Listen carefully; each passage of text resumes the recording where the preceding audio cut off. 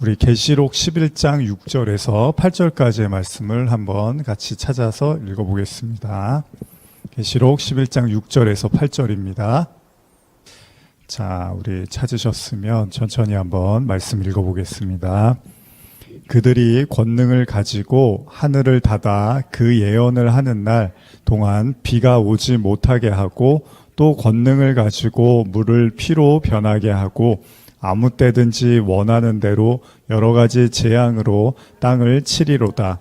그들이 그 증언을 마칠 때에 무정행으로부터 올라오는 짐승이 그들과 더불어 전쟁을 일으켜 그들을 이기고 그들을 죽일 터인즉 그들의 시체가 큰 성 길에 있으리니, 그 성은 영적으로 하면 소돔이라고도 하고 애굽이라고도 하니 곧 그들의 주께서 십자가에 못 박히신 곳이라.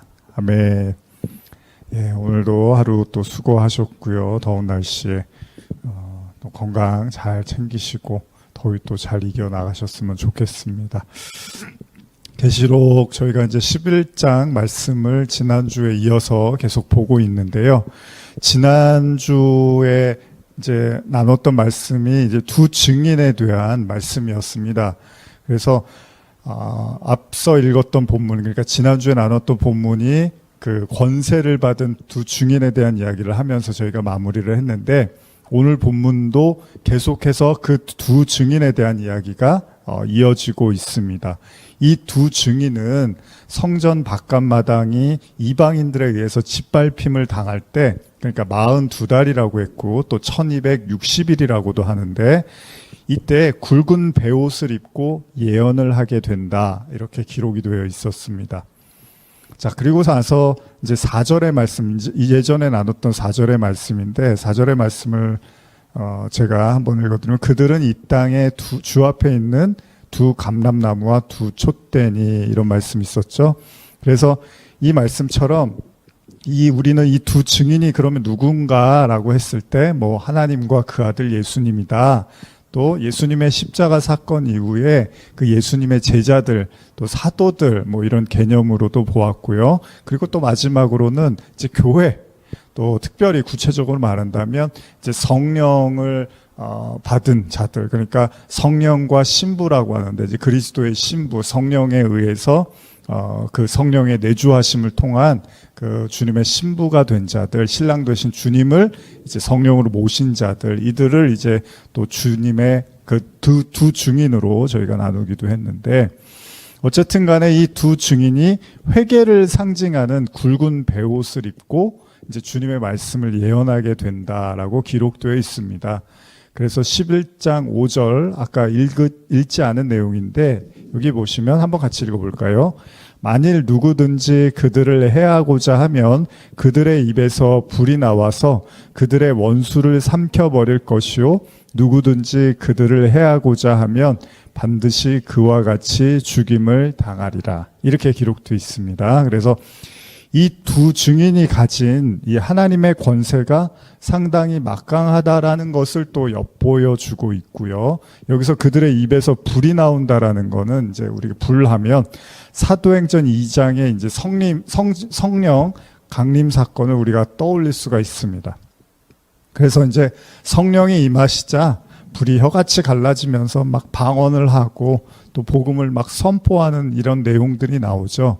그래서 이런 의미로 보시면 돼요. 이 두 증인이 뭐 불을 뿜어낸다, 불이 떨어진다, 이런 것들이 이 증인들이 하는 말이 단순한 사람의 말이 아니라 성령의 검, 즉 불이 혀같이 갈라진다는 성경의 표현처럼 하나님의 말씀을 불처럼 이렇게 뿜어낸다라는 의미로도 이해할 수 있겠죠. 그러니까 그냥 두 증인이 그냥 말을 하는 게 아니라 하나님의 권능을 힘입어서 말한다라는 것을 강조하고 있는 것 같습니다.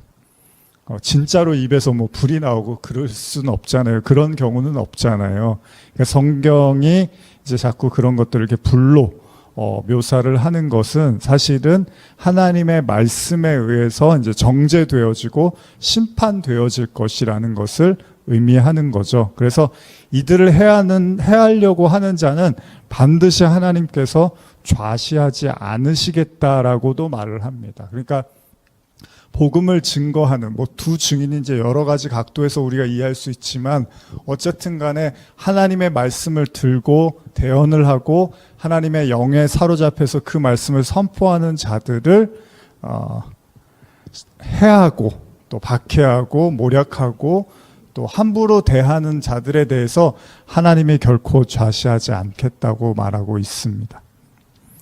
그리고 오늘 본문인 6절 이하는요, 11장 6절인데 그들이 권능을 가지고 하늘을 닫아 그 예언을 하는 날 동안 비가 오지 못하게 하고 또 권능을 가지고 물을 피로 변하게 하고 아무 때든지 원하는 대로 여러 가지 재앙으로 땅을 치리라, 이런 표현이 있습니다. 여러분과 같이 읽었는데요. 이 본문도 가만히 생각해 보시면 이제 떠오르는 성경의 내용들이 있습니다. 대표적으로 열왕기상 17장 1절을 보시면 여러분들이 잘 아시는 엘리야 이야기인데, 길르앗에 우거하는 자 중에 디셉 사람 엘리야가 아합에게 말하되 내가 섬기는 이스라엘의 하나님 여호와께서 살아계심을 두고 맹세하노니 내 말이 없으면 수년 동안 비도 이슬도 있지 아니하리라, 이런 말씀이 있죠. 그러니까 엘리야를 떠올릴 수 있잖아요. 그래서 6절의 말씀을 보면 하늘을 닫아서 비가 오지 못하게 한다, 이런 표현이 있잖아요. 그리고 또 물을 피로 변하게 한다, 이것도 또 떠올리는 장면이 있죠. 바로 출애굽기에서 10가지 재앙, 모세를 통해서 하나님이 10가지 재앙을 나타내실 때 또 물을 피로 변하게 하는 일들이 있었죠. 그렇다고 해서 지금 이 내용이 두 증인이 모세하고 또 엘리야다, 이렇게 생각하실 필요는 없습니다. 그러니까 마지막 때 모세하고 엘리야가 뭐 현현해서 베옷을 입고 예언한다, 이런 식으로 이해할 필요는 없다는 거예요. 그러니까 중요한 사실은 이들이 그런 권능을 가지고 있고 그 권능이 상당히 아주 강력하다라는 것을 이제 보여주고 있는 거죠.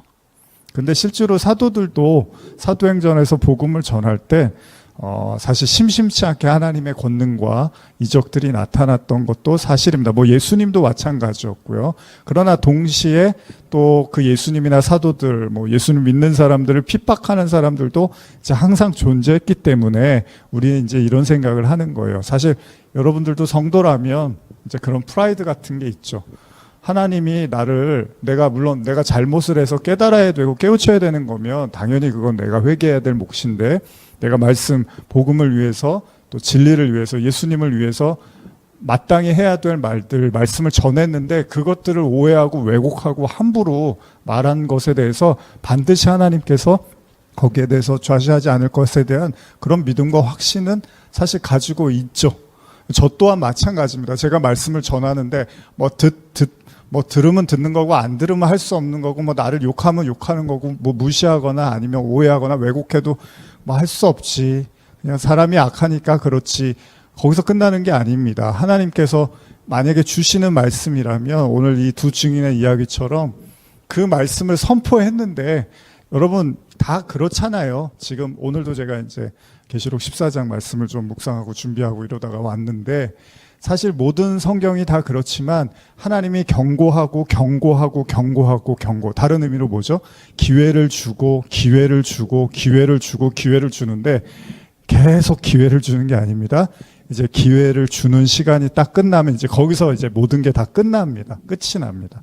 그러니까 노아의 방주도 마찬가지지만은 계속 이제 심판이 올 거예요. 여러분들, 하나님이 인간이 악함을 아시고 물로 홍수로 세상을 심판할 거예요라고 노아를 통해서 산 증인으로 매일마다 그 방주를 만드는 그 장면을 사람들이 봤을 거 아니에요. 뭐 어디 깊은 데 숨어서 그러진 않았을 거 아니에요.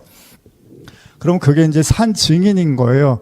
그러면 그게 굳이 노아가 외치고 말하지 않아도 저기다 방주를 짓는다는 것 자체가 뭔가 비가 내리고 심판이 온다는 거고, 그걸 대비하는 게 노아인데 매일 기회를 준 거예요. 아, 그래, 그러면 그걸 지나가다가 이제 볼 거 아니에요. 아침, 저녁으로.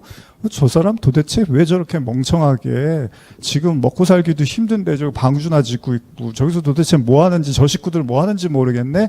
이제 매일 그런 생각을 할 거 아니에요. 근데 마지막에 이제 그 심판의 마지막 날까지 그 생각을 바꾸지 못하고 그 기회였어요. 그게 열린 문이었잖아요. 노아가 방주를 열어놓고 분명히 들어오라고 했을 거 아니에요. 근데 이제 끝났어요. 이제 그 문이 닫혔어요. 그러면 어떡하죠? 그동안에 비방하고 함부로 말하고 그 함부로 대적하고 또 오해하고 왜곡했던 모든 말들을 이제 하나님이 단번에 다 쓸어버리는 거죠. 그냥 심판하는 거예요. 그냥 다 멸망당하는 겁니다. 근데 하나님이 그냥 멸망시키는 게 아니라 반드시 기회를 주시고 반드시 그 정해진 시간, 그때까지는 하나님이 문을 열어 놓으신다는 거죠. 그 역할을 하는 게 바로 두 증인이고, 오늘날로 말하면 이제 사도 시대 이후에 그 성령을 받은 그리스도인들, 그 복음을 하나님의 영에 힘입어서 복음을 증거하는 자들의 입을 통해서 여러분들에게도 계속 그 기회와 그 경고는 계속 전달되어지고 있는 거예요. 그리고 뭐 밖에 있는 사람들이 말씀을 듣던 관심이 있던 없던 간에 하나님은 어떻게든 여러 가지 형태로 세상의 심판과 하나님의 주되심을 계속 경고를 하고 있는 겁니다. 그런데 문제는 뭐죠? 이제 그 시간이 딱 끝나면, 그게 뭐 인간의 죽음일 수도 있잖아요. 여러분과 저는 언제 우리가 죽을지 그 누구도 장담할 수가 없습니다. 그래서 시간을 아끼고 깨어있으라는 게 뭐 항상 제가 드리는 말씀이지만, 뭐 제가 70, 80까지 산다고 어떻게 보장을 할 수 있고, 또 여러분들도 마찬가지입니다. 근데 지금은 내가 뭐 사는 게 바쁘고 해야 될 일도 많으니까 이제 신앙은 좀 60이나 뭐 퇴직하고 나중에 그때 좀 말씀 보고 하지. 지금은 놀러 갈 것도 많고 먹을 것도 많고 할 일도 많은데 뭐 말씀 붙잡고 있어. 제가 예전에 교회 이제 한 고등학교 때인가 이렇게 교회 찬양팀하고 이럴 때 어떤 이제 어른 성도님이 저한테 그러더라고요. 아니 무슨 재미로 왜 주말마다 교회에서 사냐고. 뭐 그 나이면 할 게 많고 즐길 게 많은데 뭐하러 그 교회에 그렇게 있는지 참 신기하다고 저한테 그러시더라고요. 분명히 그러실 수 있죠. 뭐 신앙이 별로 깊지 않은 분에게는. 그런데 우리에게는 이제 저는 사실 원래부터 중학교 때부터 이제 종말에 관심이 많았고 세상의 끝이라든지 심판이나 이런 거에 대해서 뭐 믿지 않을 때부터 관심을 가졌기 때문에 더더욱 이제 좀 진지하게 몰입하면서 신앙생활을 할 수밖에 없었지만, 어쨌든 간에 많은 사람들이 사실은 뭐 노아의 방수처럼 뭐 그렇게까지 심각하게 말씀을 보지는 않는 거죠. 그런데 중요한 건 세상의 끝도 분명히 존재하겠지만 개인의 끝도, 개인의 종말도 우리는 그 누구도 언제를 장담할 수 없습니다. 여러분들이라고 모든 게 보장된 건 아니에요, 사실. 저도 몰라요. 누가 어떻게 무슨 일이 어떤 식으로 일어날지는 아무것도 모릅니다. 근데 단지 두 증인, 하나님의 말씀 영에 사로잡혀서 하는 사람은 계속 하나님이 기회를 주십니다. 하나님이 기다리고 계십니다. 회개하십시오. 돌이키십시오. 이제 이거 계속 전하는 거예요. 근데 누가 돌아오고 회개하고 누가 하나님 말씀에 순종할지는 아무도 모르는 거예요. 그건 제 영역이 아니죠. 제가 누가 구원받았으면 좋겠습니다. 저 사람은 꼭 구원받았으면 좋겠습니다. 그래서 구원받으면 얼마나 좋겠어요. 근데 그건 제 영역이 아니라 그건 하나님의 영역인 거잖아요. 여러분들이 아끼고 사랑하고 뭐 가족이나 가까운 사람들 위해서 기도도 하시겠지만, 물론 믿음으로 기도하는 거 좋지만 그게 우리의 영역은 아니잖아요. 저 사람이 구원받았으면 좋겠습니다. 그런다고 그 사람이 100% 구원받는다고 우리가 장담할 수는 없는 거예요. 다만 그 사람에게 말씀을 전했을 때 그 사람이 그 말씀 앞에 굴복하고 순종하고 하나님 앞에 회개하느냐 안 하느냐를 통해서 우리는 이제 확인해 가는 거죠. 물론 현재의 모습에서 모든 걸 다 판단할 수는 없습니다. 현재는 하나님 말씀 앞에 냉담하고 강팍할 수 있어도 또 나중에 5년, 10년, 20년 후에 그 말씀들이 다른 형태로 역사에서 변화시킬 수도 있는 거기 때문에, 그러니까 중요한 건 뭐예요?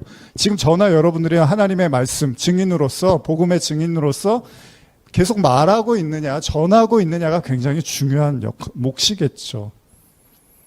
그럴 때 하나님이 여러분과 제가 전하는 그 입술을 결코 가볍게 보시지 않고, 또한 전하는 자를 무시하고 박해하고 함부로 대하는 자들에 대해서도 하나님이 결코 좌시하지 않는다는 거예요. 사실 저는 이 믿음 가지고 복음을 오랜 시간 동안 전하고 있는 겁니다.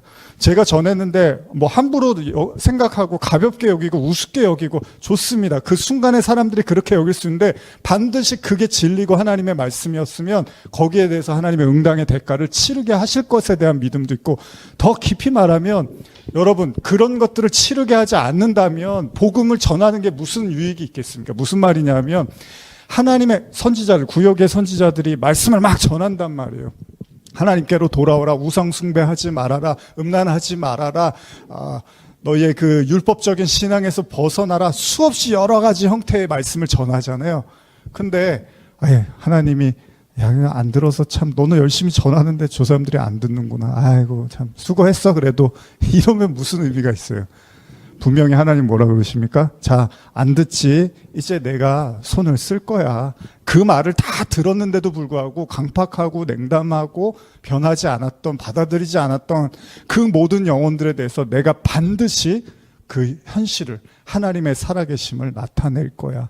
여러분, 이 믿음이 있어야지 우리가 복음을 전하는 거잖아요. 그리고 그게 악한 겁니까? 아닙니다. 결국 우리가 이전에도 계시록 통해서 얼마 전에도 제가 나눴지만, 인간이 어느 시점에서 변합니까? 잘 되고 흥왕하고 왕성할 때 변하는 게 아닙니다. 고통과 어려움과 환란이 찾아올 때 그때 하나님께 굴복하는 것이. 근데 그조차도 어려워서 우리가 뭐라 그럽니까? 무저갱이 열려서 거기서 정갈이 나오고 그런 모든 황충이 나오고 어떤 맹독의 그런 것들에 쏘인다 하더라도 인간이 회개하지 않는다고 하잖아요. 그게 바로 인간의 현실이라면 어쩌면 저나 여러분이나 너무 복음 전하는 거에 있어서 많은 생각을 할 필요가 없을지도 있어요. 아유, 이런 말씀을 자꾸 전하면 사람들이 불편하고 힘들지 않을까? 근데 그거는 이제 우리 생각이고, 계시록은 뭐라고 합니까? 그렇게 강팍한 사람이기 때문에 복음을 더 담대하게 증거하라고 말하고 있죠. 어쨌든 간에 이 두 증인은 그렇게 강력한 하나님의 권능을 힘입어서 말씀을 증거하고 있다는 겁니다. 계시록 11장 7절 8절을 제가 읽어드릴게요. 그들이 증언을 마칠 때 무저갱으로부터 올라오는 짐승이 그들과 더불어 전쟁을 일으켜 그들을 이기고 그들을 죽일 터인즉 그들의 시체가 큰 성 길에 있으리니 그 성은 영적으로 하면 소돔이라고도 하고 애굽이라고도 하니 곧 그들의 주께서 십자가에 못 박히신 곳이라. 자, 두 증인의 증거 이후에 성경은 무저갱으로부터 짐승이 올라오고 있음을 말하고 있습니다. 여기서 우리가 짐승이라는 단어에 주목해 볼 필요가 있는데, 먼저 이 짐승이라는 원어의 의미를 한번 볼까요? 이 짐승은 이제 앞으로도 많이 등장하고요. 여러분들이 잘 아시는 계시록 12장, 13장, 특히 13장에 이제 짐승의 표, 이런 내용에서도 등장을 합니다. 그래서 오늘도 나누고 또 그때 가서도 나누겠지만, 일단 이제 오늘 한번 또 짐승에 대한 말씀을 한번 보겠습니다. 제가 이 원어의 의미를 성경 사전을 통해서 한번 살펴봤는데요. 한번 읽어드릴게요. 명사 데리온, 이 데리온은요 본래 야생동물이나 들에 사는 동물을 의미하는데 때로는 새와 곤충을 포함하기도 합니다. 후기에는 일반적으로 동물을 의미하게 되었습니다. 데리온은 일찍부터 플라톤 이후부터라고 하는데 은유적으로 불손함을 나타내는 용어로서 짐승과 같은 사람, 즉 동물, 괴물과 같은 자에 대해서 사용되었습니다. 로마 황제 네로는 모든 것을 먹어버리는 맹수로 불리었다고 합니다. 그러니까 짐승이란 말은 뭐죠? 사람 같지 않다, 인간적이지 못하다, 이런 얘기잖아요.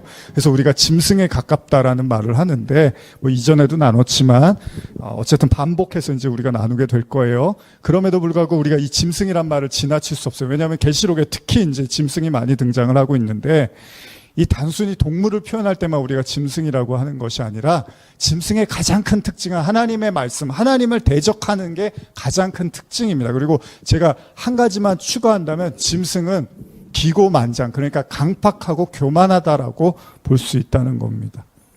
자, 우리가 이제 성경에 보면 짐승이라는 표현이 많이 등장을 해요.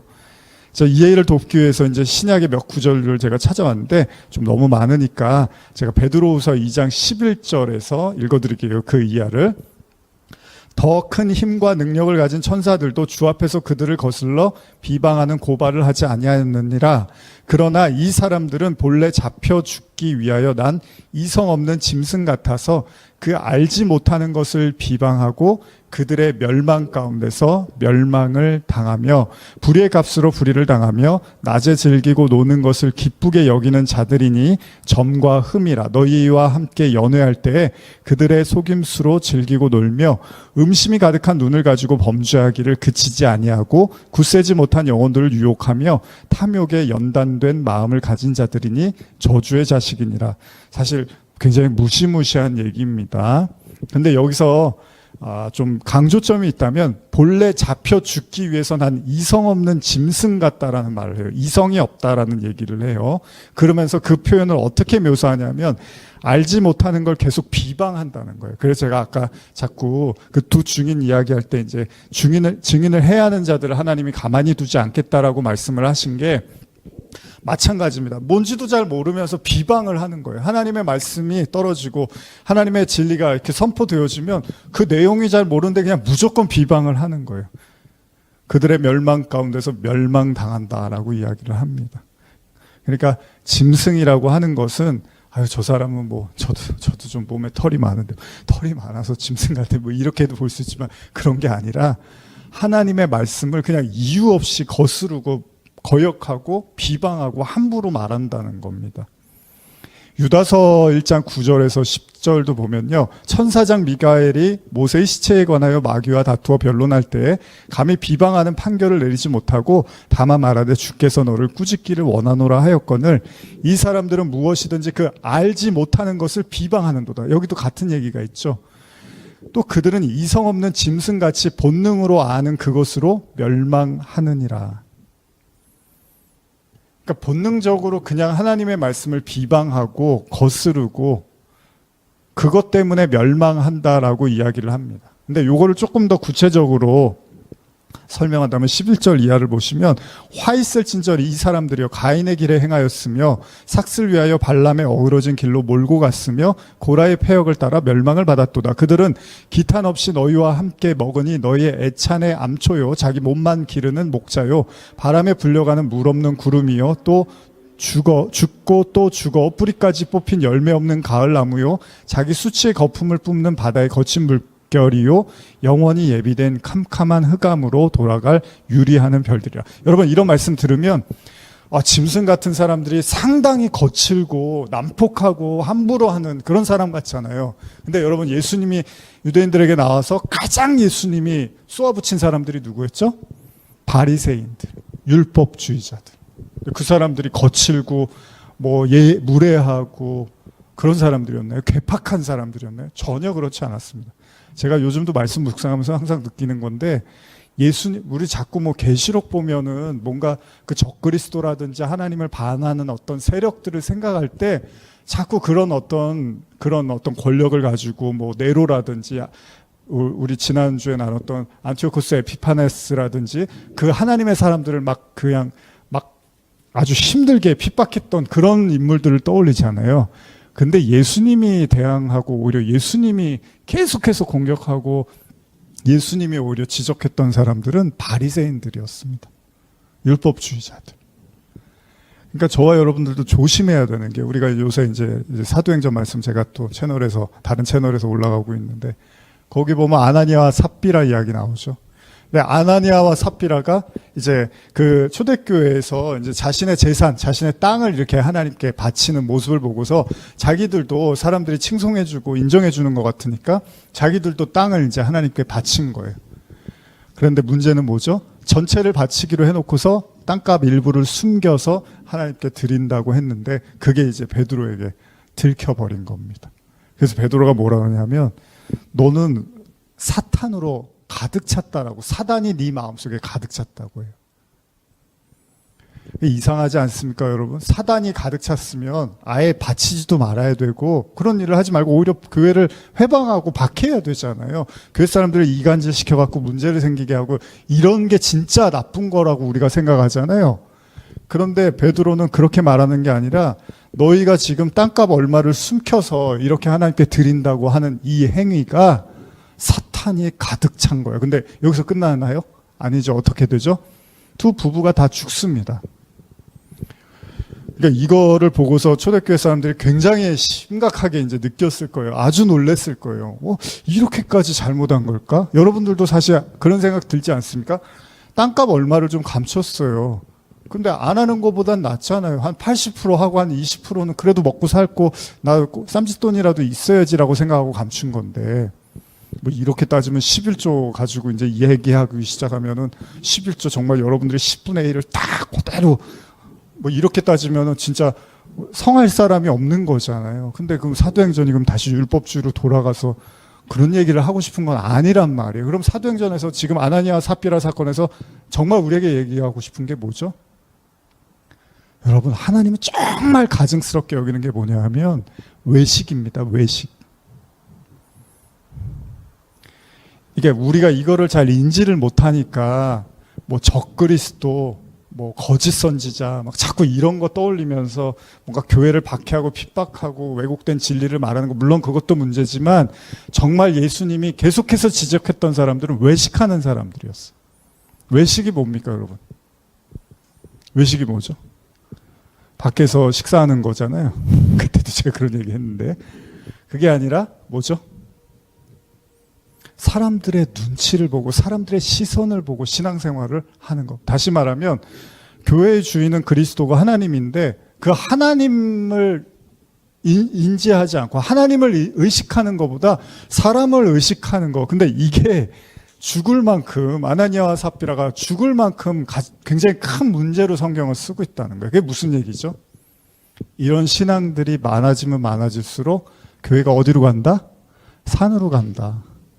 그러니까 하나님이 중요한 게 아닌 거예요, 그 교회는. 그래서 제가 자꾸 여러분들한테도 그런 거예요.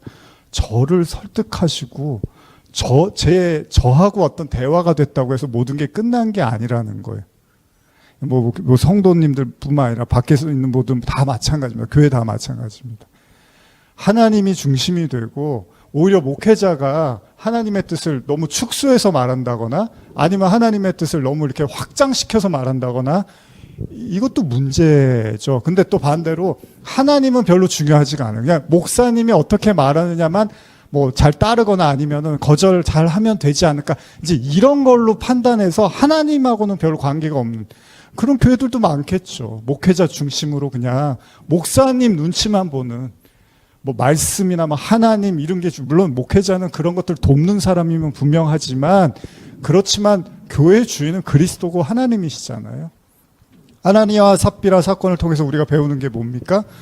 그들의 신앙이 하나님을 인식하고 하나님을 의식하는 신앙이 아니라 철저하게 사람을 생각하는 신앙이었다. 그러니까 똑같은 얘기하는 거예요. 예수님도 베드로한테 네가 사람의 생각을 하는구나, 이 사탄아, 그런단 말이에요. 같은 얘기입니다. 그러니까 여러분 지금 요한계시록 이렇게 보면서 어떤 양상으로 보셔야 되냐면, 자꾸 그 영화 속에서 보는 그런 어떤 뭐 용이라든지 뱀이라든지 적그리스도 이렇게만 보시면 안 돼요.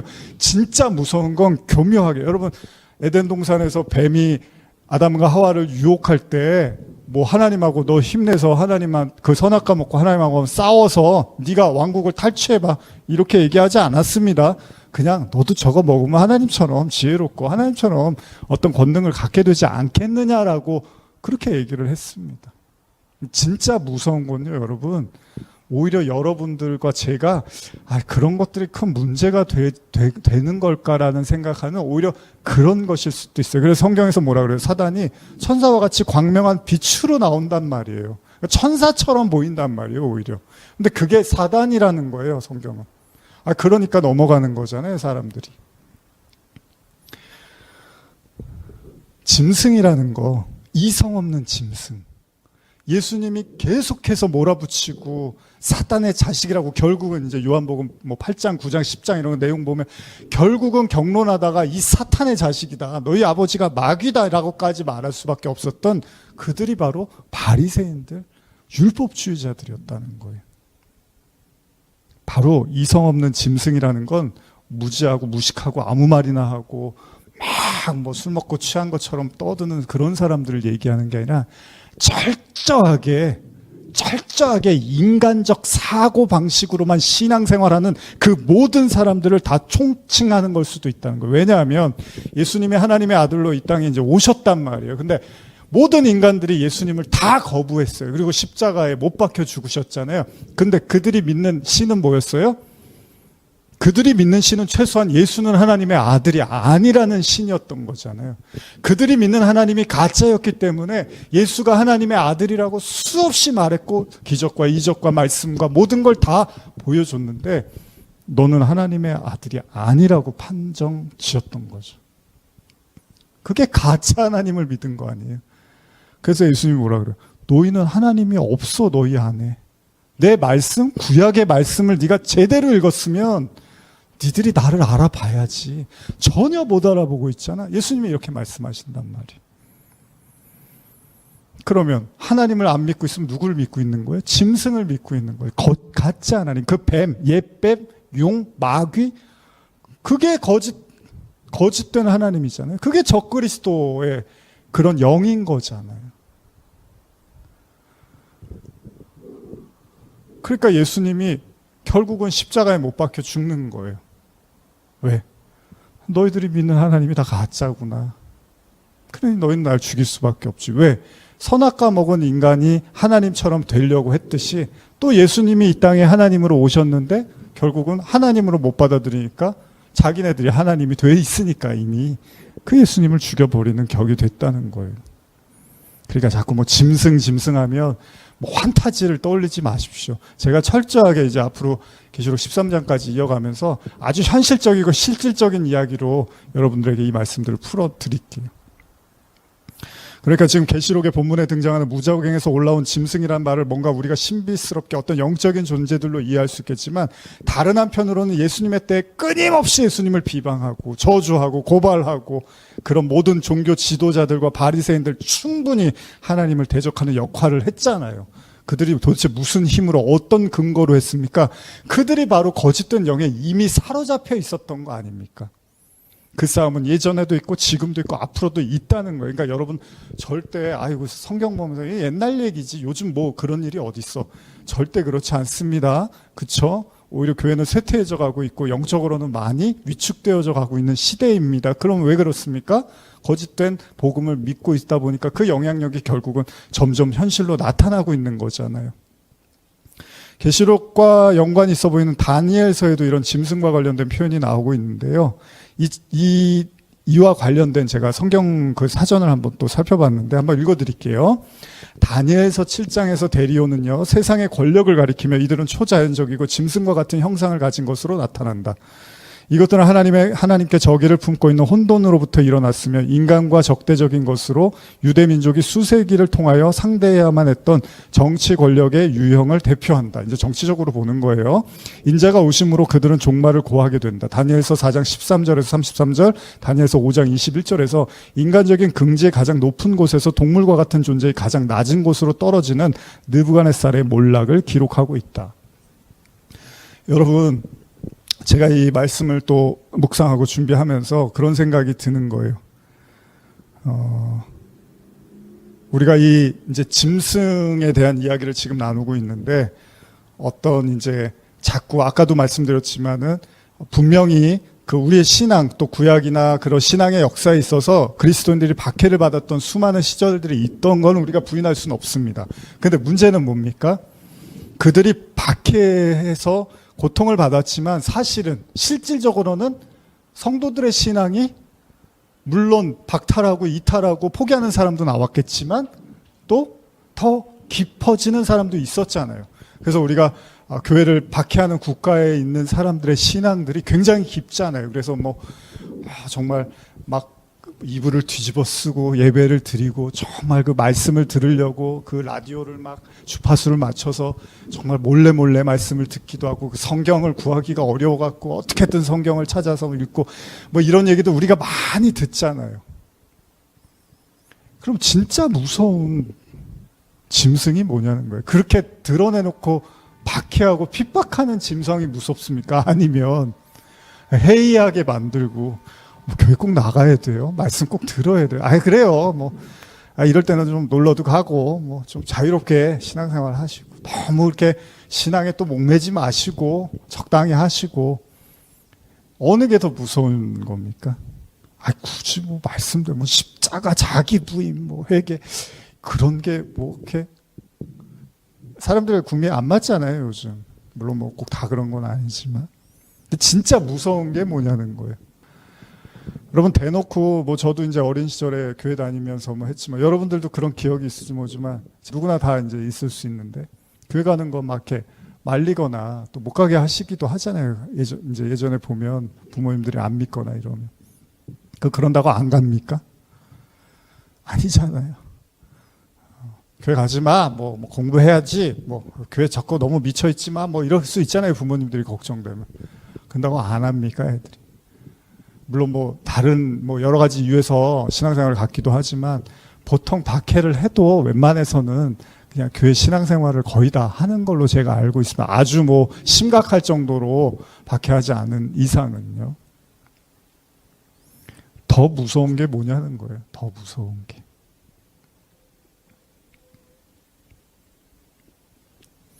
지금 다니엘서에서는 짐승을 어떤 권력으로 이야기를 하고 있는데, 이제 다니엘서를 통한 그 사전을 보니까, 성경 사전을, 예수님의 당시에 예수님의 가르침을 통해서 이제 사람들이 많이 술렁였단 말이에요.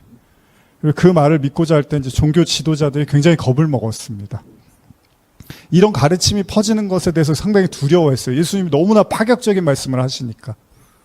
결국 이제 죽음을 당하신 건데, 거기가 어디죠? 바로 예수님이 십자가에서 죽음을 당하신 곳, 바로 골고다, 해골이라고도 하죠. 근데 오늘 본문 계시록 11장 8절 보실까요? 어떻게 쓰여져 있죠? 다시 한번 읽어보겠습니다. 시작. 그들의 시체가 큰 성 길에 있으리니 그 성은 영적으로 하면 소돔이라고도 하고 애굽이라고도 하니 곧 그들의 주께서 십자가에 못 박히신 곳이라. 그러니까 우리가 무적행에서 올라오는 짐승을 신비한 마력을 가진 어떤 영적 존재 혹은 권력자 혹은 적그리스도로 이해할 수도 있는데, 계속 말씀드리지만 이미 과거에도 계속 존재해 왔다는 거예요. 그래서 요한 서신에서도 제가 읽었으니까요. 한번 요한일서 4장 3절 읽게요. 예수를 시인하지 아니하는 영마다 하나님께 속한 것이 아니니 이것이 곧 적그리스도의 영이라 오리라 한 말을 너희가 들었거니와 지금 벌써 세상에 있느니라. 요한이 이미 2000년 전에 적그리스도들이 많이 있잖아 라고 이야기를 한단 말이에요. 종말의 시점에 적그리스도가 오는 게 아니라 예수가 그리스도이심을 부인하는 자, 또 아버지와 아들을 부인하는 자가 바로 적그리스도다. 예수 그리스도가 육체로 오심을 부인하는 자들이 바로 적그리스도다라고 이야기를 하고 있습니다. 그러니까 두 증인의 예언으로 인해서 무적행으로부터 짐승이 올라와 그들을 박해하고 그들과 더불어 전쟁을 하고 죽이고자 한다는 말씀을 보면서 항상 그러웠던 것처럼 복음에 대한 박해와 회방은 존재하고 있고요. 소위 이성 없는 짐승은요, 하나님의 말씀을 거부하고 오로지 자신들의 배를 위해서 살게끔 우리를 유도할 거라는 겁니다. 지금 여러분과 저도 그 싸움을 치르고 있는 거예요. 하나님 말씀을 무시해라. 하나님의 말씀을 거부해라. 별로 중요하지 않다. 대수롭게 생각하지 말아라. 죽어봐야지 아는 거지. 지금 당장 꼭 그렇게 하지 않는다고 해서 무슨 큰일이 날 거냐. 여러 가지 형태로 계속 미혹하고 공격하고 복잡하게 만들고 또 현실로서도 우리에게 많은 어려움들을 줄 수도 있겠죠. 그러니까 저 악마 같은 자들 가만히 놔두지 말아야지. 마지막 때가 되면 더 기를 쓰겠구나. 이제 이렇게만 생각하지 마시라는 거예요. 지금 여러분들의 현실에 그리고 여러분들 마음속에 교묘하게 그 어둠의 영들은 계속 역사하고 있습니다. 오늘도 어제도 내일도 계속 여러분들 안에서 역사하고 있습니다. 왜 그렇죠? 성경에서 짐승을 바라보는 또 다른 관점, 제가 아주 중요하게 여기는, 그리고 한 10년 전부터 꼭 주기적으로 강조하는 구절이 있죠. 아마 계시록 나눌 때도 읽었지만 바로 그 유명한 전도서 3장 18절 19절 한번 또 읽어보겠습니다. 전도서 3장 18절 19절입니다. 시작. 찾으실 분은 같이 읽겠습니다. 자, 우리 찾으셨으면 같이 읽겠습니다. 시작. 내가 내 마음속으로 이르기를 인생들의 일에 대해서 하나님이 그들을 시험하시리니 그들이 자기가 짐승과 다름없는 줄을 깨닫게 하려 하심이라 하였노라. 인생이 당하는 일을 짐승도 당하나니 그들이 당하는 일이 일반이라 다 동일한 호흡이 있어서 짐승이 죽음같이 사람도 죽으니 사람이 짐승보다 뛰어남이 없음은 모든 것이 헛됨이로다. 그렇습니다. 이 구절을 제가 이제 중요하게 보는 것이, 전도서 말씀은 짐승이 단순한 우리의 사고를 넘어서는 이제 말씀으로 주어지고 있습니다. 다시 말하면 전도자의 깨달음 깊은 곳에 하나님이 인생을 위해서 시험을 하시는데 그 이유가 뭐죠? 바로 스스로가 짐승과 다름이 없다는 걸 깨닫게 하기 위해서다라고 말씀하고 있습니다.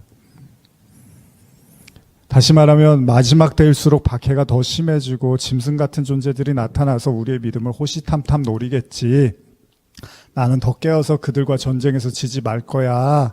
다짐을 하는 것도 좋지만요. 동시에 계시록은 무슨 책이라고요? 회개의 책이잖아요. 회개는 누가 해야 되는 거죠? 저 옆집에 있는 사람이 회개해야 되는 건가요? 밖에 있는 사람들이 해야 되나요? 우리 얘기잖아요. 그러니까 진짜 나 자신과 연결해서 나의 구원과 밀접하게 관계하는 책이라면 결국은 이 짐승도 내 안에 존재하고 있다는 것을 인정해야 된다는 거죠. 아직 지금 성경이 그렇게 말하고 있잖아요. 두 증인이 굵은 베옷을 입고 예언한다는 게 무슨 말입니까? 정말 회개해야 될 사람들이 회개하지 못한다는 이야기잖아요. 그렇기 때문에 그들이 죽음을 의미하는 상복을 입고 외친다는 거예요. 여러분, 상복을 입고 전하면 되게 무시무시하지 않겠습니까? 제가 막 설교하러 나오는데, 물론 뭐 캐톨릭에서 신부님들 또 검은 이렇게 옷을 입고 이제 또 말씀을 하시잖아요. 근데 물론 뭐 저도 오늘 좀 어두운 옷이긴 한데 장례식장에서 입는 옷을 입고 와갖고 막 설교하면 어떻죠? 긴장이 되겠죠, 사람들이. 그러니까 저도 참 그런 것 같아요. 저도 여러분들, 그러니까 저도 이렇게 성격이 이렇게 놀고 나누고 재미있는 거 싫어하는 사람이 아니잖아요. 근데 이제 가끔 제가 많이 듣는 외부에서 얘기 중에 하나가 너무 진지하대요, 저보고. 너무 진지하대요. 근데 여러분들도 뭐 그렇게 느끼실 수도 있는데, 뭐 그렇다고 진지하다 그래서 제가 뭐 농담도 안 하고 뭐 재미없는 사람은 아니잖아요. 그런 것도 잘 아시잖아요. 저를 겪어보셔서. 근데 저는 그런 거죠. 어떻게 지금 계시록 이런 얘기들이 나오고 있는데, 제가 오래전에 그 무간도라는 영화 이제 저도 재밌어서 1, 2, 3 이렇게 다 봤는데, 제일 무서웠던 게 처음 딱 시작할 때 무간도라는 말을 설명하는 그 장면이 나오잖아요. 잘은 기억이 안 나는데, 그 끝이 없는 그 공간을 계속 떨어져 나가는 지옥. 그래서 이제 어떤 죄를 진 사람이 이제 영원히 그냥 어떤 이제 땅에서 아래로 땅 속으로 떨어져 가는데 끝이 없는 거예요. 계속 떨어지기만 하는 거. 이제 그걸 이제 무간도라고 하는. 그게 저는 제일 기억이 많이 남거든요. 물론 영화도 재밌게 봤지만 계속 오늘도 그렇고. 이런 말씀을 준비하면서 물론 뭐 재밌게 뭐 제가 좀 아는 게 많아서 좀 박학다식 해갖고 뭐 얘도 좀 많이 들고 그러면 더 좋겠지만 뭐 그게 이제 뭐 저는 제 나름대로 한계가 있고 또 제가 아는 게 있으니까 그런 걸 다 못한다 하더라도 이제 제일 중요한 건 뭐냐면 사람이 죽으면 어쨌든 간에 하나님의 심판이 예비돼 있고 또 살아서도 그 심판이 이미 존재하고 있어요. 그러니까 하나님의 인치심이라든지 이런 것들은 지금 계시록 여러분들이 시각에서 보시면 뭐 죽고 나서 인치심 받은 자들은 14만 4천이 어떤 이제 천국에 가고 인침을 못 받은 자는 이 땅에서 환난을 당하겠구나 뭐 이런 식으로 이해하실 수도 있지만 이미 신약에서 바울 서신을 통해서 하나님의 인치심을 이미 바울이 얘기하고 있고 성령으로 인침을 받은 자들이 바로 그 하나님의 인치심을 받은 자들이라고 바울이 다 설명을 했었어요. 2000년 전에. 그러면 그 얘기는 뭐예요?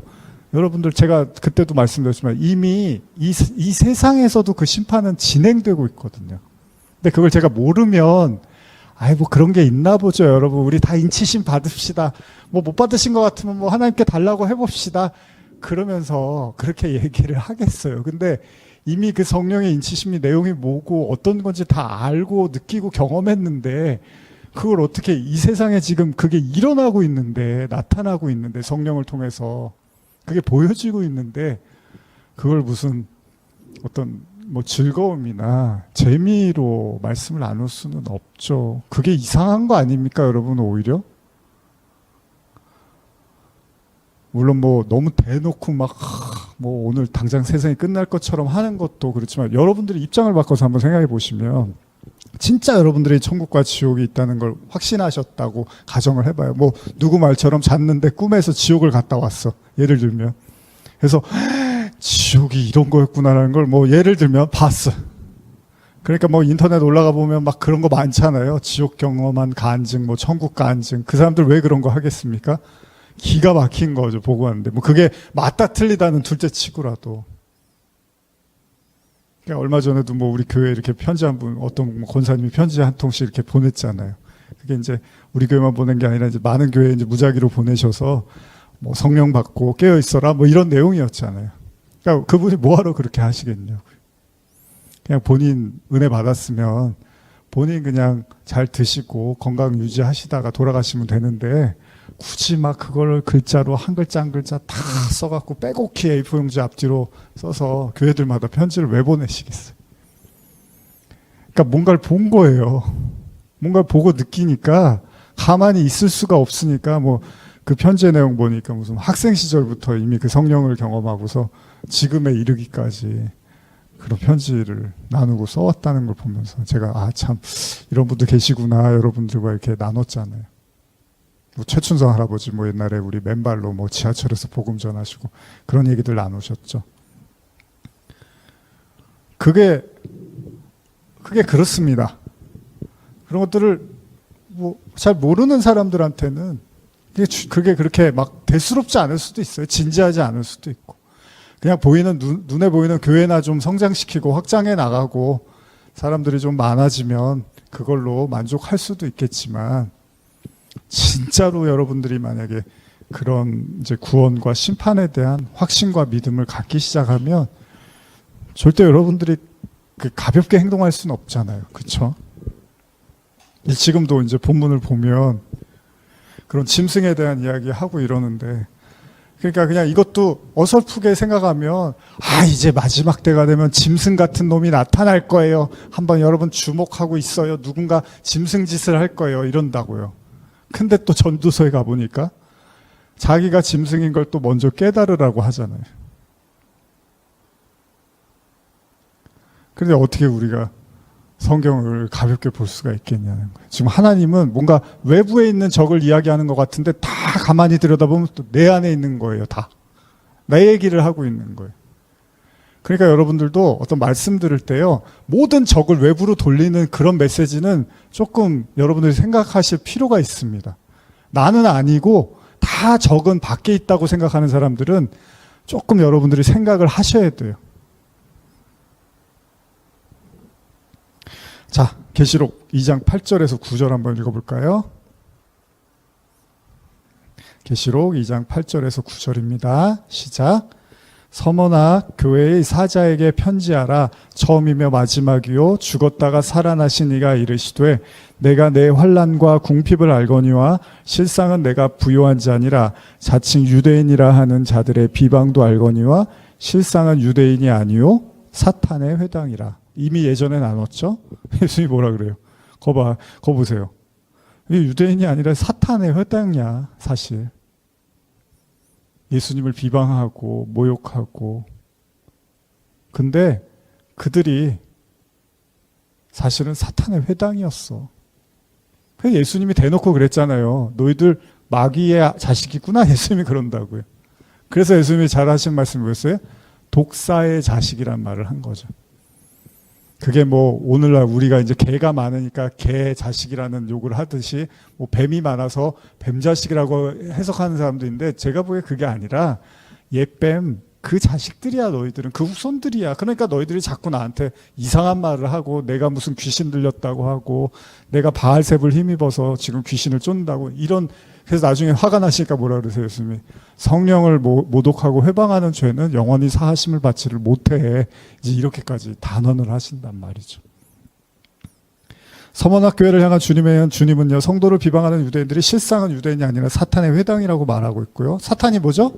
대적자라 그랬죠. 그러니까 사탄 하면 무슨 마귀 새끼 이런 뭐 뿔달리 이런 거 떠올리는 게 아니라 여러분들도 잘 생각해 보세요. 하나님의 말씀을 계속 반하는 행동과 생각이 다 사단적인 거라는 거예요. 그래서 예수님이 베드로한테도 사탄이라고 한 거고 제가 그 사도행전 얼마 전에도 나눴지만은 그 고넬료의 환상, 보자기 환상에서 하나님이 3번 그 부정한 거 먹으라고 할 때 베드로가 3번 거절합니다. 그게 사탄인 거예요, 베드로가. 여전히 그 사탄적 성향이 남아있는 거예요. 해라, 먹어라. 아니, 내가 먹으라고 하잖아.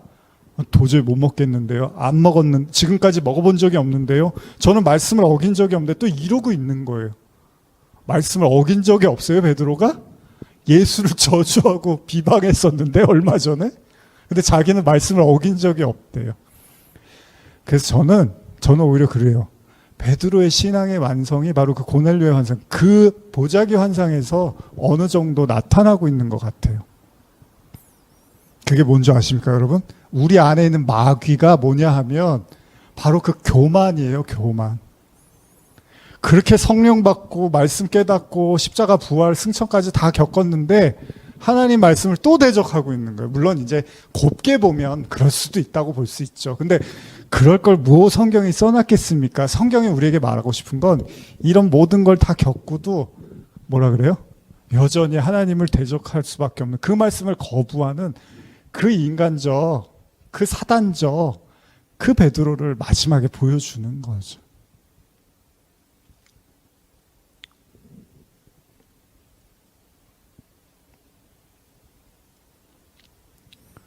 그래서 사도 바울이 삼층천 얘기할 때 그런 얘기 하는 거잖아요.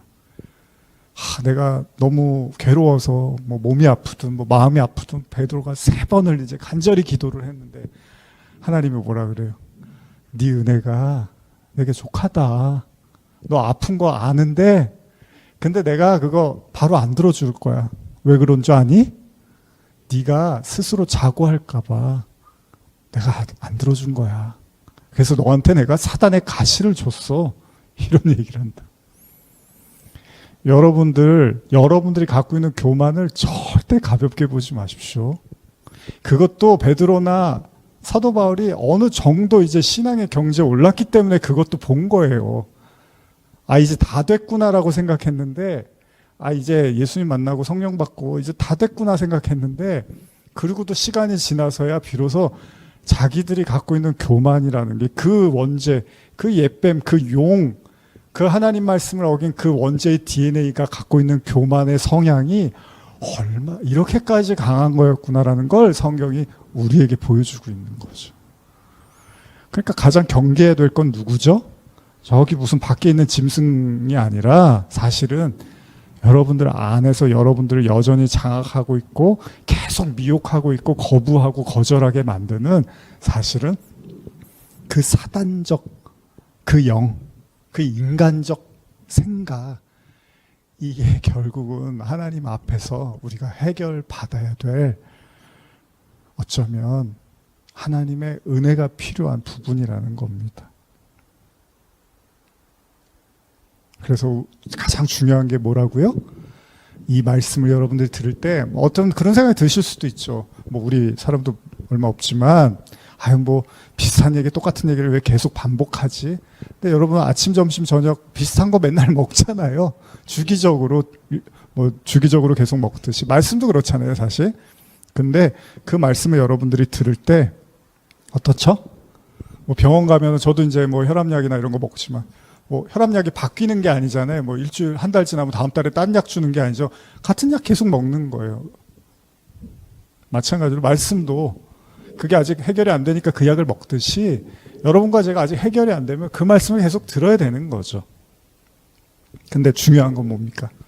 그래도 여러분들에게 제가 감사하고 귀하다고 여기는 건 그 말씀의 조명을 받아서 최소한 여러분들이 저 나쁜 놈들, 저 말세에 아주 그냥 문제가 심각한 놈들 이렇게 하지 않고 그래, 내 안에 이 모든 게 다 내 안에 내 얘기구나라고 받아들이고 기도하는 그 모습이 저는 귀하다고 보는 거죠. 오늘 살아가는 우리 또한 하나님의 말씀보다 사실은 우리 생각이 더 중요하고 우리의 판단과 결정이 훨씬 중요할 때가 많습니다. 베드로가 예수님의 십자가를 이해하지 못한 것처럼요. 그게 나쁜 의도든 좋은 의도든 간에 그게 중요한 게 아니라 하나님의 뜻을 여전히 알지 못했기 때문에 베드로는 십자가를 거절했던 거잖아요. 여러분, 예수님의 말씀을 귀담아 듣지 못하면요, 우리도 사단과 같은 행동을 계속하면서 그걸 신앙생활 잘하는 걸로 착각할 수도 있다는 거예요. 여러분, 만약에 예수님이 사단이라고 했지만 예수님이 그런 말씀을 안 하셨으면 누구 하나 제자가 베드로가 잘못한다고 말하는 제자가 있었을까요? 예수님의 십자가를 만류하면서 내가 예수님 지켜줄게요, 내가 예수님을 위해서 희생할게요 라고 했을 때 나머지 제자들이 저 새끼 저거 사단 아니야? 이렇게 말을 했겠냐는 거예요. 아니죠. 너무 잘한다. 나도 그 말 하고 싶었는데 네가 대신하니까 야, 네가 신앙이 정말 좋다. 다 그랬을 거 아니에요. 근데 예수님만 딱 뭐라 그래요? 사탄아, 네 뒤로 물러가. 무슨 소리를 하는 거야 지금? 너 나한테 배운 게 지금 내가 십자가 얘기만 3년을 했어. 근데 네가 지금 이걸 막아? 네가 그러고도 하나님 생각을 한다고 할 수 있어? 이런다고요. 그러니까 신앙도 엉망진창일 수 있어요, 여러분. 진짜 그 교회가 정말 깨어있고 살아있고 하나님의 영이 역사하는 교회가 아니면 그게 지극히 인간적인 행위인데 그걸 칭송하고 환호하고 그게 축복이라고 믿는 수많은 성도들이 있을 수 있다니까요. 그걸 경계하는 거예요, 지금 계시록은. 여러분들도 조심하셔야 되고요. 그래서 제가 아나니와 삽비라 이야기를 하는 거예요. 거기 베드로가 있었으니까 혼을 내고 사탄이라고 말을 했지, 베드로 같은 깨어있는 사람이 없었으면 뭐라 그랬겠어요? 잠깐만 와보세요. 아유, 80% 내신 거죠? 20%는 뭐 그럴 수 있죠. 뭐 내신 게 어딥니까? 그럼 성도들이 그거 갖고 뭐라고 할 사람 있겠습니까? 없잖아요. 근데 하나님은 죽여버렸어요, 그 자리에서. 그러니까 교회가 산으로 가고 말씀이 산으로 가고 신앙이 산으로 갈 수 있는 너무나 많은 요소들이 이 세상에 쫙 깔려 있어요, 여러분. 그래서 두 증인이 하나님의 영으로만 된다고 말을 하는 거예요. 우리 스가랴서에서 그랬잖아요. 이건 하나님의 영으로만 되는 거야. 왜? 하나님의 관점과 시각과 그 말씀으로만 측량을 하는 거예요. 측량한다는 것도 그 말씀의 자로 재는 거란 말이에요. 우리가 함부로 재는 게 아니에요, 여러분. 그래서 제가 이렇게 설교하면서 강조하는 게 뭐냐면, 설교를 저는 많이 하는 걸 중요하게 여기는 게 아니라 한 번을 하더라도, 저도 어쨌든 온라인 설교를 하니까 한 번을 하더라도 제대로 된 말씀을 전하는 게 전 중요하다고 생각해서 준비를 하는데 신경을 좀 쓰는 거거든요. 더 쓰려고 하는 건데, 여러분 많이 봤어요, 사람들이. 예를 들면. 근데 문제는 아닌 얘기인데 그걸 많이 봐버렸어. 그럼 하나님만 못한 거잖아요.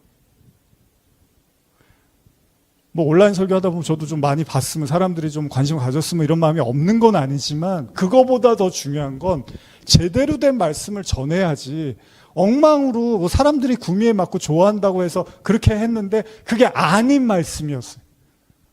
근데 그걸 많이 봐버렸어, 사람들이. 그걸 믿어버렸어. 그럼 그거 어떻게 할 거예요, 그거? 나중에 지옥 가갖고 그때 왜 그렇게 설교하고 나 그거 믿어버렸잖아, 이러면 어떡할 거예요? 그러니까 중요한 건 뭐예요? 한 번을 하더라도 정말 제대로 된 하나님의 말씀, 하나님의 영에 사로잡힌 말씀을 전하고 듣는 게 중요하다는 거예요, 여러분들. 지금 이런 시간들이 여러분들이 의미 있고 복된 시간, 그리고 여러분들도 말씀 들으실 때 물론 여러분 자신을 위해서도 기도해야겠지만 저를 위해서도 기도를 많이 해주셔야 되는 거예요. 제가 잘 전할 수 있도록, 제가 하나님이 뜻하신 것들을 잘 나타낼 수 있도록. 빌립보서 3장 18절 19절, 이제 말씀을 좀 마무리해 보겠습니다. 제가 현대어로 읽어드릴게요. 내가 이처럼 전에도 여러 번 당부한 일을 지금 다시 눈물로 호소하는 것은 그리스도인이라 내세우면서도, 우리가 예전에 읽은 말씀입니다, 실제로는 그리스도의 십자가를 대적하는 자들이 많기 때문입니다. 이제 이해가시죠? 더 잘. 이게 무슨 교회 안 다니는 사람들이 횡포 부리는 그런 얘기가 아니라는 거예요. 그리스도인이라고 하는데 실상은 십자가와 그리스도와 무관한 신앙생활을 하고 있다는 거예요. 여러분들도 조심하십시오. 여러분들도 진지하셔야 됩니다. 그들에게는 영원한 멸망이 기다릴 뿐입니다. 잘 들으십시오. 그 결국은 멸망이라는 거, 어디 속해 있다고 그것이 해결해 주는 게 아니에요. 어떤 말씀을 오래 들었다고 그것이 해결해 주는 게 아니라는 거예요. 결국 모든 결정과 판단은 여러분들의 몫이라는 거예요. 그들은 욕망을 하나님처럼 섬기고 수치스러운 것을 대단한 것인 양 자랑하는 자들입니다. 그들은 오직 이 세상 일에만 마음을 씁니다. 그러니까 여러분, 지금 이 순간에 사람을 의식하고 사람을 너무 인식하고 이런 것들을 여러분들도 만약에 그런 신앙들이 여러분들이 주류라 하면, 저도 마찬가지지만 그런 신앙이라면 빨리 그것으로부터 빨리 벗어나려고 부단히 여러분들이 애를 쓰고 기도하셔야 된다는 겁니다. 신앙은 하나님과 나와의 관계고, 내가 하나님을 경외하고 섬기고 사랑해서 구원받는 거지, 교회 생활을 잘하고 사람들에게 인정받는 걸로 구원받지 않습니다. 그런 걸로 구원이 되는 게 아니라는 거예요. 뭐 가족이고 뭐 친구고 친분이 있고 이런 걸로 신앙생활이 되는 게 아니라 철저하게 여러분과 하나님만 남는 거예요, 나중에.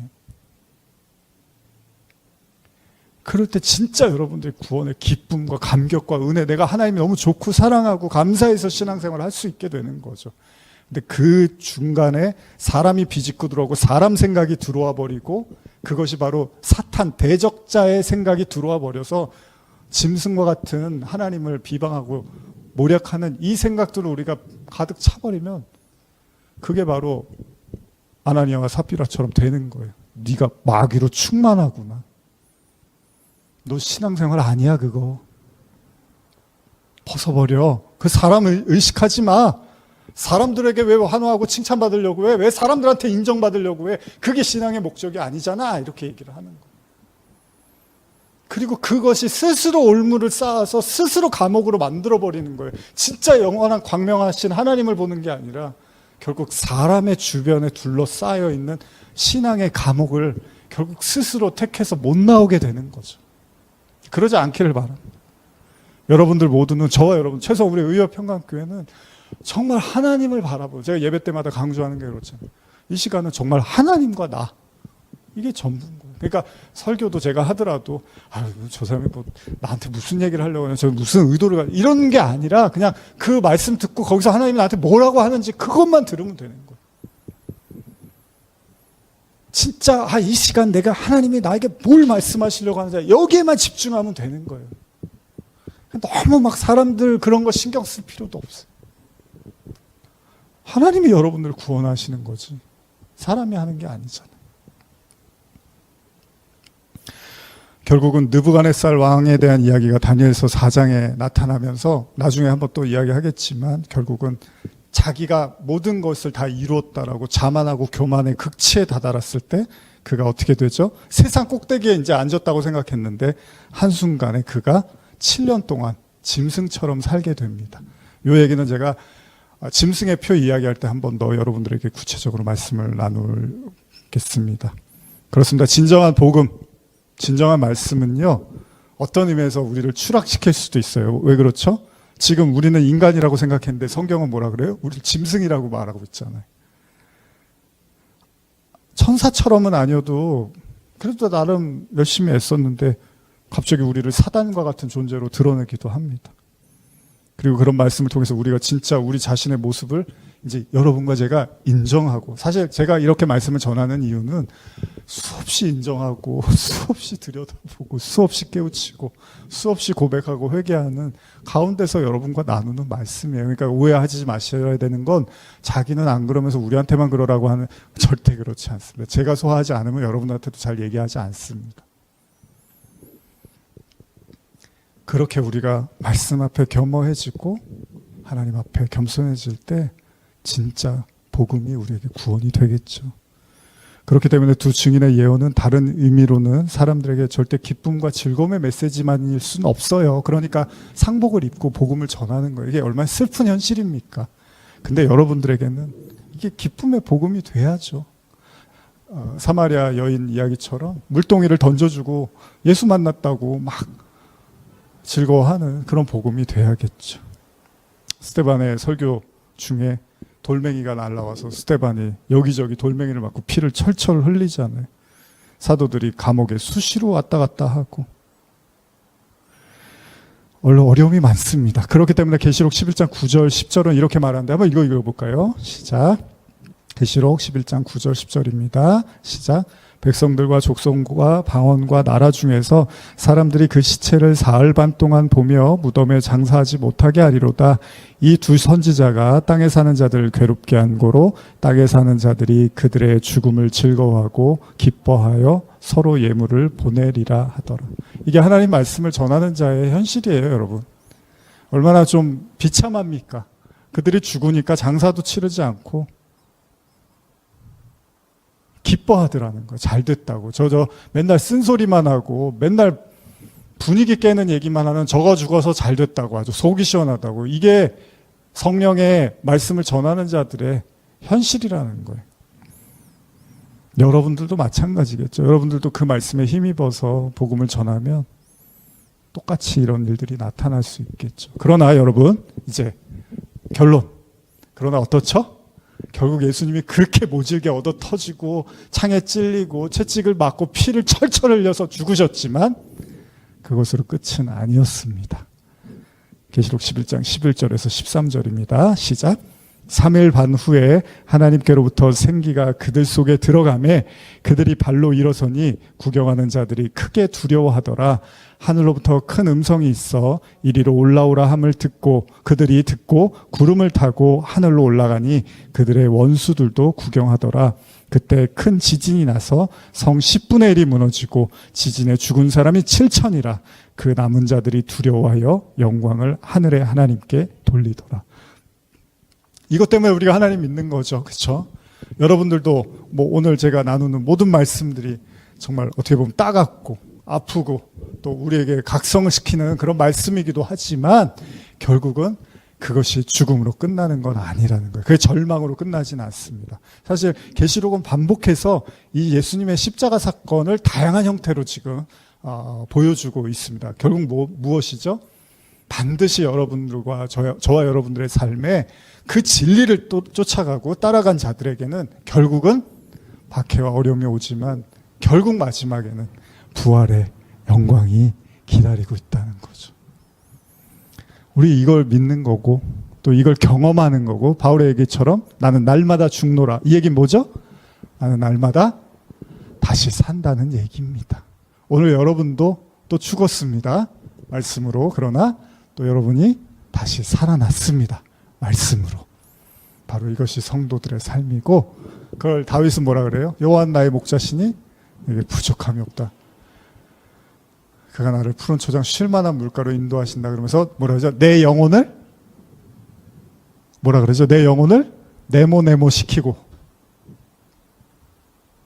소생시키고 심폐소생술 이런 거 아시죠? 죽었던 사람들을 살려내려고 하는 거잖아요.